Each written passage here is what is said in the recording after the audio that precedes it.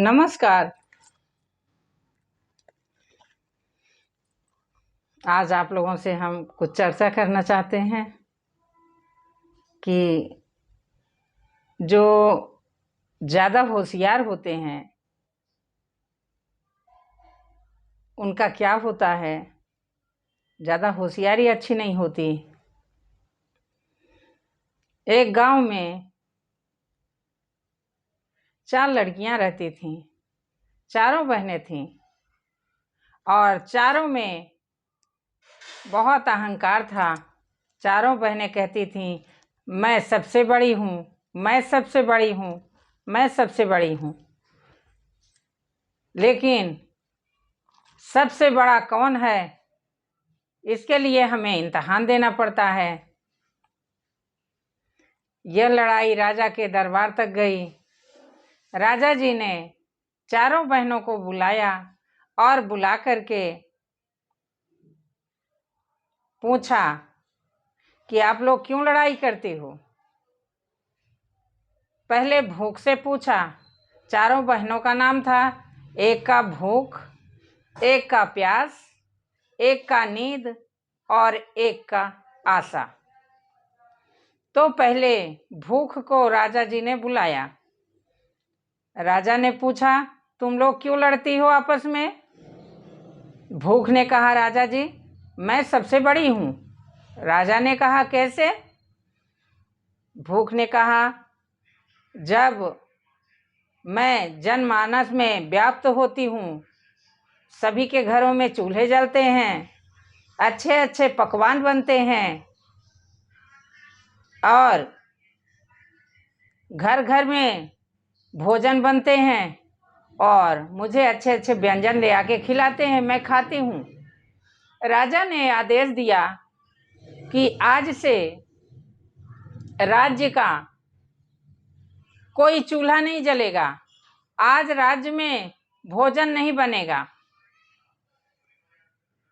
अब पूरे राज्य में सैनिकों ने बता दिया कि राजा का आदेश है कि भोजन नहीं बनेगा।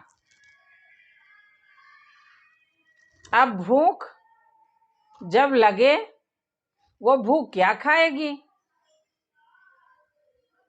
चारों तरफ घूमने लगी, भोजन ढूंढने लगी और ढूंढते ढूंढते उसे कुछ नहीं मिला।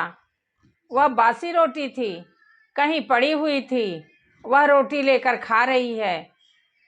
प्यास दौड़ी दौड़ी राजा जी के पास गई। राजा जी भूख हार गई। उसे घमंड था कि मैं सब पे व्याप्त होती हूँ और भोजन बनता है, मैं अच्छा अच्छा भोजन करती हूँ, लेकिन वह बासी रोटी खा रही है, सूखी रोटी खा रही है। इसलिए राजा जी सबसे बड़ी मैं हूँ। राजा ने कहा, कैसे। प्यास ने कहा, मैं जब सब पे व्याप्त होती हूँ तो कुआं बावली खुदाई जाती हैं और तालाबों में पानी भरे जाते हैं और घरों में भी पानी इकट्ठे किए जाते हैं, क्योंकि प्यास बर्दाश्त नहीं होती, मैं प्यास हूँ।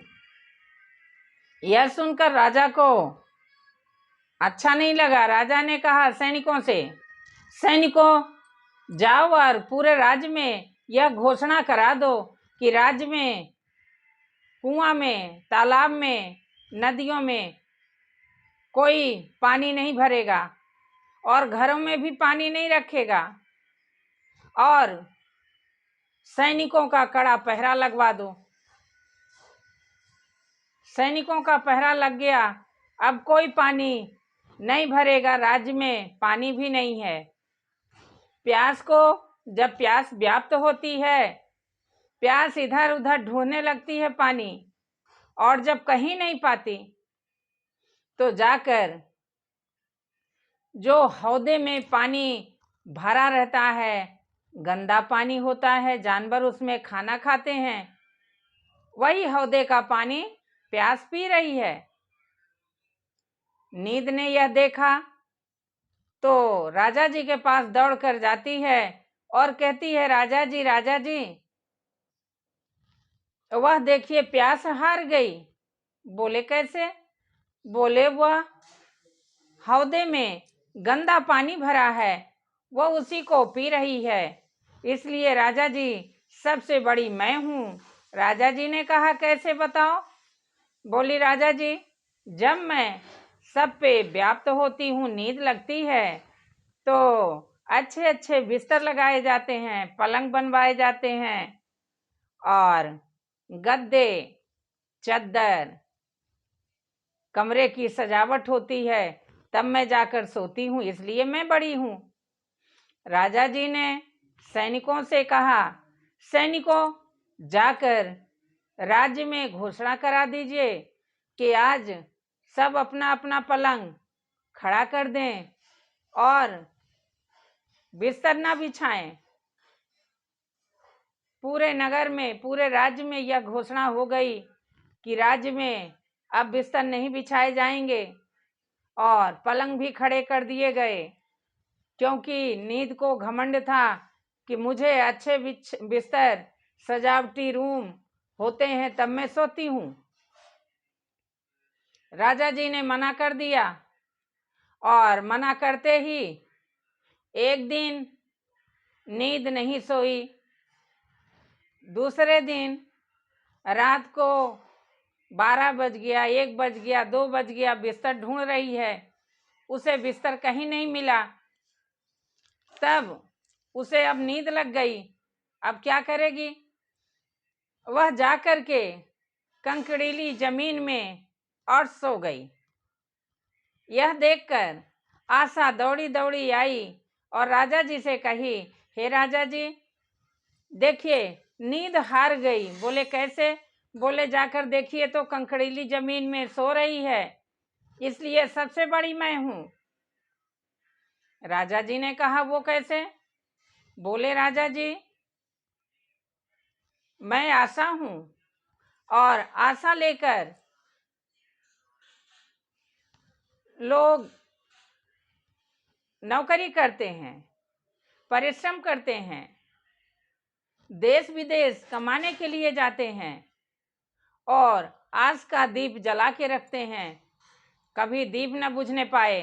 राजा जी ने सैनिकों को आदेश दिया कि जाइए नगर में, राज्य में घोषणा करवा दीजिए कि अब कोई कमाने नहीं जाएगा, नौकरी भी नहीं करेगा, कोई आशा का दीप भी नहीं जलाएगा और परदेश में कमाने भी अब कोई नहीं जाएगा, अब जरूरत नहीं है। आशा 1 दिन इंतजार किया, 2 दिन इंतजार किया।